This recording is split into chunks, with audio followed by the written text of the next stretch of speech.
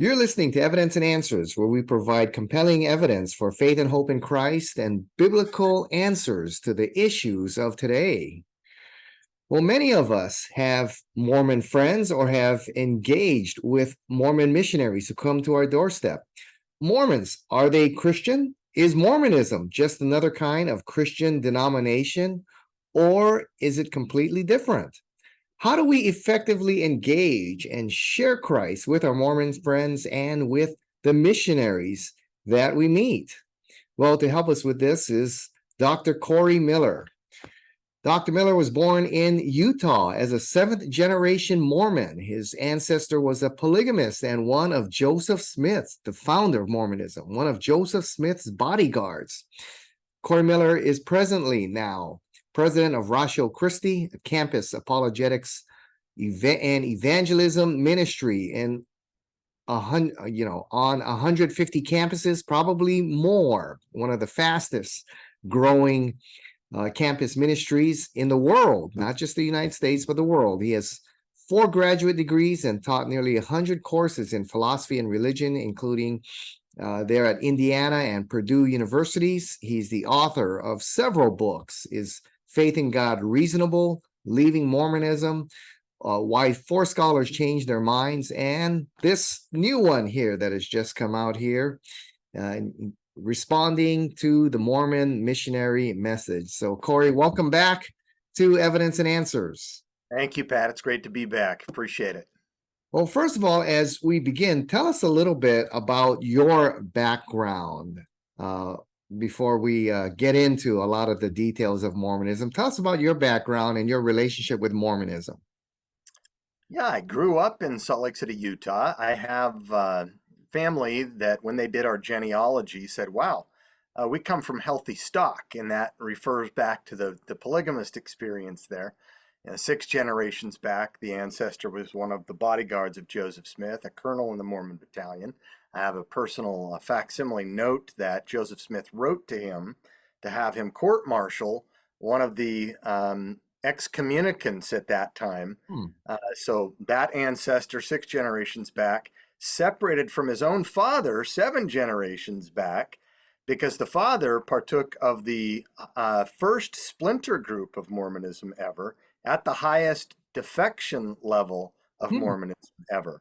So it's interesting looking back at that history, but I didn't know all that history. I just grew up in a tradition, in a culture in Utah, and didn't really have any idea of that. I grew up like any other Mormon kid and didn't know there was a whole lot else out there at that time. Utah has since changed, but my conversion experience was such that I had a friend invite me to California, spend a whole summer at the beaches there if I would just go to this non-denominational Christian camp. I went there. The speaker spoke on hell. I tell people it scared the hell out of me and heaven into me. And it so radically changed my life that I went back, got my mom's permission, moved to California my junior year of high school, where I lived and was discipled in this youth group, and then came back my senior year to Utah to graduate from high school. And that's when the pressure began, because now I had people challenging me, asking me if I had really made the right decision and if I wanted to reread the Book of Mormon, this time for the sake of truth rather than just tradition, especially in light of the threat that I under some interpretation could be a son of perdition, and my future didn't look bright. And so I thought, yeah, I should probably do that, and I did. And now I found myself thankful that I'd left Mormonism, but now wondering about why I should trust the Bible. What about the experience that I just have over the last year? I grew up believing that the Bible was corrupt, but it didn't matter because you had living prophets. Now that I no longer believe in these living prophets of the LDS Church, what am I to make of the Bible? And how do I know God exists? And if so, which God? And that's the experience that I had, Pat, that sent me on the trajectory into comparative religions and philosophy to where I've landed today, more confident than ever that historical biblical Christianity is true, and have a good relationship with God. So I've not thrown the baby out with the bathwater. I left Mormonism to follow Jesus. Yeah, tell us just a little bit, what is it or what are the things that really convinced you that indeed Christianity is taught in the Bible, that that is true? Well, even though I lead an apologetics campus evangelism ministry, it wasn't apologetics initially. It was Mhm. coming to encounter the living God, grace for the first time. I'd never heard it before, in a way that I'd never heard or been presented to before. And then seeing that displayed in people.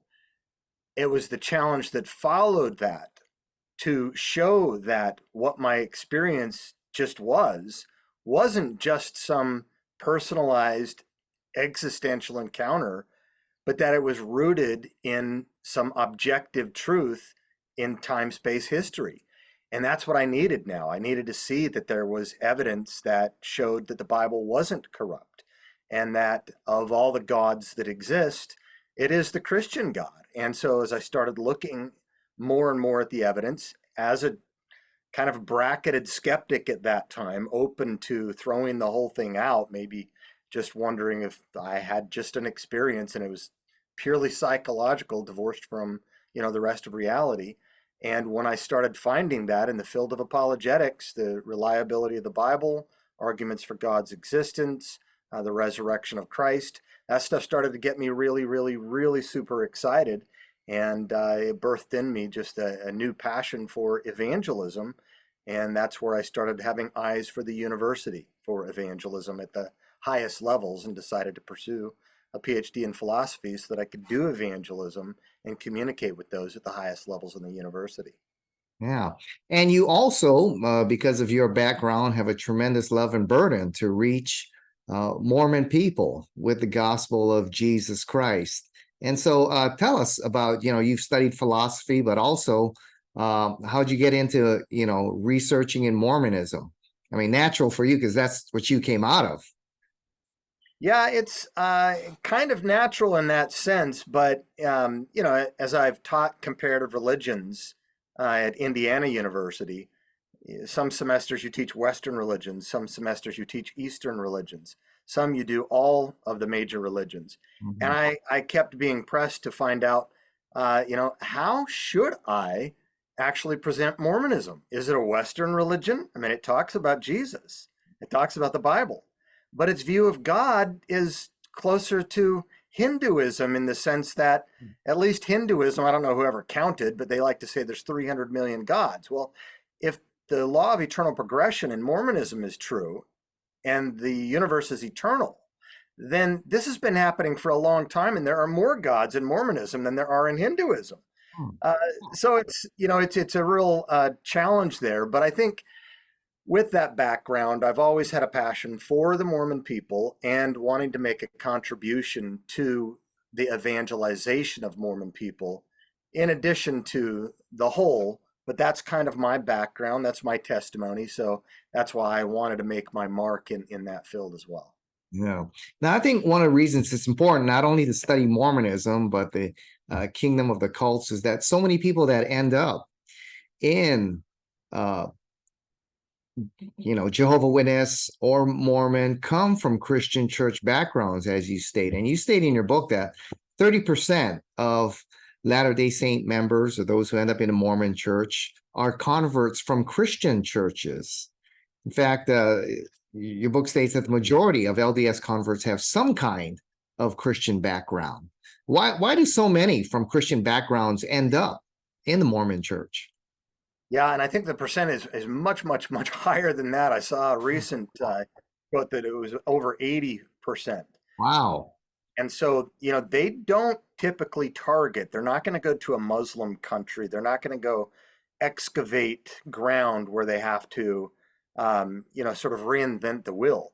Their missionary discussions are entirely predicated, beginning with discussion number one, on subverting the foundations of historic Christianity to make room for Mormonism as the restored gospel. And so the vast majority of converts are from Christian churches, and the vast majority of new Mormons coming in are not by birth, but by conversion through the Mormon missionary efforts. And that's why it was so important for us to, stop the bleeding. They like to claim a Baptist church per week Hmm. convert. Oh, Stop the bleeding from people moving from Christian churches into Mormonism, and to give us the opportunity then also to lead Mormon missionaries to Christ in the way that it's highly strategic. Because if you get a Mormon missionary, then you get their following as well, and so it does double duty there.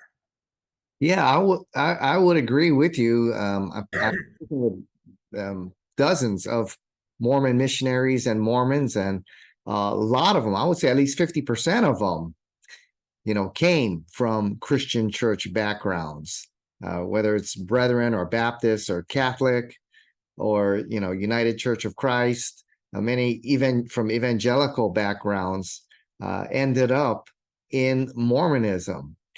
Well, Corey, tell us, as we begin to understand, Mormon culture, your book, I think the first section talks about Mormon culture and understanding the Mormon missionary who'll be uh, coming to our door or that we engage with. How do Mormons view their church?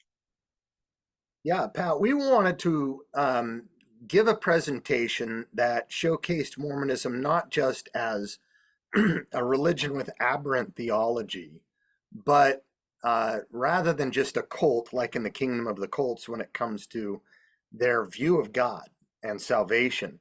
It's actually a culture. It's a people group that has a set of practices and customs and lifestyle, perceptions about the world, a self-conception about themselves that really, if you've never been, say, to the state of Utah, it's one of the 50 states, but it's a different state. Hmm. It's radically different. The government is run by Mormons typically, and the culture is Mormon. From some of the food to the traditions, holidays, next to every high school and even middle school are seminary buildings, and these people see themselves as spiritual Israel. They see themselves as the chosen people.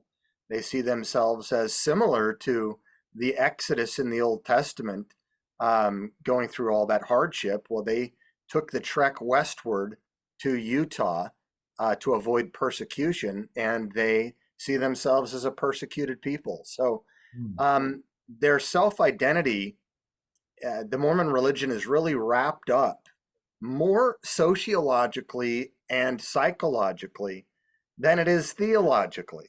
And so, for the Christian who wants to reach Mormons, they need to understand it as a culture and not just as a cult. They need to address the lifestyle and not just the logic, if that makes sense. Yeah, for many of us coming out of different belief systems, for myself coming out of Buddhism, Mm. when you talk to a lot of Buddhists here from the Japanese background I came out of, you ask them, you know, uh, you share with them the gospel, and in the end, just like last night, I was having dinner with a government official here, and in the end, he said, "Well, I'm Buddhist. That's that." And I said, "Oh, well, tell me about Buddhism. What does it teach?" He goes, "Well, I don't know what it teaches." I just, so it's kind of like that. It's part of the culture, and so there's a lot of emotional and historical ties that you're talking about. That it's a really tough thing to leave, because not only are you leaving a quote organization or a church, I mean, you're leaving a culture. You've got a history there. You talk about how they value their history and how they're connected with their past prophets and forefathers and all of that. So there's a very strong connection there, isn't there? Yeah, I mean, on a given Sunday, what's happening in the sacrament services here in Indiana is the same messaging that's going to be happening in the sacrament services there in Hawaii and in other parts of the world. Mhm. So it feels very contiguous and a lot of continuity. So for a Mormon to leave all of that for the little Presbyterian church with 300 people down the road feels rather odd. And the biggest thing of all is really their drive. Families are forever. Families are forever. Families are forever. Mhm. Unless there is a almost a competitive community to envelop them and embrace them, they're seeing themselves giving up a whole lot. I mean, your soul is on the line, that should be enough. But still, humanly speaking, people of the flesh, you really don't want to be rejected by your family. You don't want to be an outcast. You don't want to be ostracized and be solo throughout life. You want to have community, and that's why I think it's important too for the Christians to come alongside them, not just as logic choppers and have theological disputes back and forth, but really love the person and win the soul to Christ. Mhm. Yeah. So, how do Mormons view Christians or, other churches, the other quote Christian churches? How do they view other churches and other Christians? Well, since the last apostle died in the first century, Mhm. they've lost the priesthood, and it's been gone for 18 centuries until it was restored to Joseph Smith, according to Mormonism. And so Mormons look at other Christian creeds as maybe having part of the truth, and they look at other Christian ministers as do-gooders following to the best of their knowledge, but they are lacking substantially in certain theological knowledge, but most fundamentally, they're lacking the priesthood authority. They do not have the authority to act for God. And that includes invalid baptisms, invalid marriages, ultimately, without having the proper priestly blessing. And so that's part of why Mormon practice includes baptism for the dead, because you've got to have a proper baptism. Baptism is salvific for Mormons, and it's got to be done by the proper priestly hands, so to speak. And so that's why they do genealogical work and go back in the past, and your grandfather and my grandfather and our great, great, great, great grandfathers, they're all getting baptized as Mormon, whether we know it or not, whether we like it or not, so that they can hear the genuine gospel in the next life and make a decision there. So they don't see typical Christians as having the full truth. They often describe it like imagine a mirror Mhm. held up by on a suspended ceiling by 12 wires, each wire representing one of the 12 apostles. As each wire was cut, as each apostle was martyred for his faith, the mirror fell, shattered into 1,000 pieces, and all the bits and pieces of Christendom came and got parts of the truth, but none had the whole truth, and most importantly, none had the priestly authority to put it all together and make sense of it. That's what was restored in the restored gospel from Joseph Smith. Yeah, I think that's a great analogy of the mirror that you just gave there. And, in the chapter, I think the chapter you wrote, you talk about there are levels of authority in Mormonism. And so I think that's important to understand, when you are talking with your Mormon friend, in that there are different levels of authority or sources of authority in Mormon theology. Tell us about those sources of authority and those levels of authority. Yeah, Robert Millett, who was the dean of religious studies at BYU, Brigham Young University in Provo, Utah. I know you guys have got a BYU Hawaii there as well. Yes. Hmm. Been to that campus when I was there visiting you last.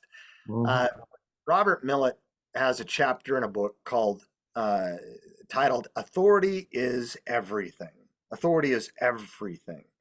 And so they have three ways of authority. They have the prophets, and in particular, the living prophet over and against the dead prophet. They have to make that distinction. And you have to ask, why do you have to make that distinction if they're all in agreement? And the answer is because they're not, and they know it. The second is their holy books. So Mormon missionaries often carry a quad that includes their standard works, which are the Book of Mormon, the Doctrine and Covenants, the Pearl of Great Price, and the King James Bible as far as it's translated correctly, which we know what that implies. And so you've got the prophets and modern revelation. You've got their scriptures. And then what I take to be the buck stopper, the ultimate authority, even though it shouldn't trump the other two, but for the average Mormon, when you come to them and present some serious evidence that normally might serve to undermine their belief system, they're going to push back and say, forget, don't confuse me with the facts. I've got a feeling. They're not going to say it in those words, but that's essentially what they mean. They've got this testimony, this personal revelation. Modern revelation is core and fundamental for Mormonism, and each one of us has personal revelation, and you're taught to seek a testimony. And that's not the same kind of testimony that typical Christians embrace. It's an ecstatic experience that you are said to know that the Church of Jesus Christ of Latter-day Saints is the one true church, that Joseph Smith is a prophet of God, that the Book of Mormon is the word of God, and so forth. And you seek this testimony, you fall back and defend if you get attacked on this testimony, you use that testimony in an offense kind of a way to spur encouragement toward your religion with those who are prospective converts. The testimony is core for the average Mormon. Yeah, and Corey, we're going to talk about that testimony, but first, how do they deal when one of the difficulties several Mormons have who really study their works is how do they deal when there's contradictions between their sources of authority? The Book of Mormon says there's only one God, yet the Doctrine and Covenants and the teachings of Joseph Smith, will say that men, God was once a man who through his good life became, reached the status of godhood as he did. And, you have the Bible that makes it clear, really, there's only one God, creator of heavens and earth. And so when you have contradictions like that, how do they deal with that? The average Mormon is going to say, I don't care what you show me. I know that the church is the one true church. I bear you my testimony, and you can know too. And so in one sense, the logic of contradiction does not even faze them oftentimes. And this is why for a lot of the books that address Mormonism, they don't take on the testimony. And I've come to see huge value in this, not only because of my coming from the inside out, but I did dissertation work in my PhD in philosophy on the issue of testimonial belief and the knowledge of God. And then, really, really reflecting on all my encounters in witnessing to Mormon missionaries and so forth. It's like throwing socks on a wall. Nothing sticks. They always come back to this testimony. And you think you've got this logical knockdown argument, and you deliver it, and it's like egg in face. Nothing worked. And so it's my contention, Pat, that even though it's not an essential doctrine, like who is God or how does man get to heaven, both of which find their segue in the person and work of Jesus, it is an essential to dialogue with Mormons. Unless you arrest this testimony, unless you get them to reflect and consider the possibility of doubting their testimony, you're not going to move to second or third or fourth base with most of these people. And so there's got to be a way for us to make a presentation to them where for the rest of their lives, so long as they bear testimony, and they do it a lot, they're never going to forget that sense of doubt every time they bear that testimony. Because as it is, I think they've got an over-reliance on the sole criterion of truth, which is the testimony. And you can easily show that to be problematic. We've got to do that very soon in our encounter before we hope to get to second and third base. Yeah, I've read a lot of articles and books on Mormonism and spoke with a lot of, guys in Mormon evangelism. I thought that was one of the best parts of your book, is what you just talked about here, is understanding their reliance on testimony and how to get them to, really look carefully and question their testimony. I remember, sharing with a couple Mormon missionaries a few months ago. And, I opened by saying, I said, there's a big difference between Christianity and Mormonism. And they said, oh, really? We don't see any. So we just went through the doctrine of God, doctrine of Jesus, nature of man. And after a long moment of silence, they could see, I said, the two are not the same here. They're very different. I remember a long, uncomfortable moment of silence. Finally, the senior partner stood up and said, well, I believe because I've had the burning of the bosom and I know in my heart this is true, just what you're saying. And so how do we get them to doubt their testimony here? I think that was a very important part of your book here.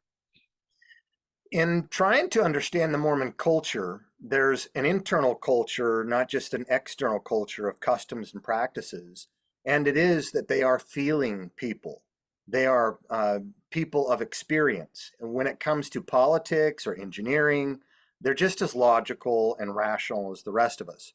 But when it comes to religion, they are a feeling people.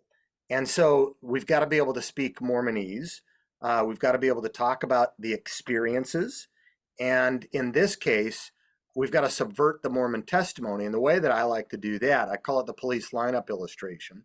Mm-hmm. And I do this because I think it resonates with where the Mormon is at. They immediately can feel this. The first missionary discussion is predicated upon the foundational narrative of Mormonism. And that is Joseph Smith was in the New England area. And he was being accosted by all kinds of different Protestant sects like Methodist, which he grew up in, Presbyterians, Congregationalists, Baptist, and they were all trying to get him to join their churches. And he was confused, and as the Mormon story has it, he went into the wilderness. He went into the grove to pray and ask God which one he should join. And that's when God responded back and says, don't join any of them. Their teachings are corrupt, abominable, and you are to restore the gospel. So Mormons have this story, this foundational narrative of the grove. And I want to give them a very similar experience by asking them, by telling them, Elder, you have borne this testimony to me numerous times. And I can't help but think that I am right now in a very similar situation that Joseph Smith was in. How so? Well, he had the Methodists and Presbyterians and Baptists coming.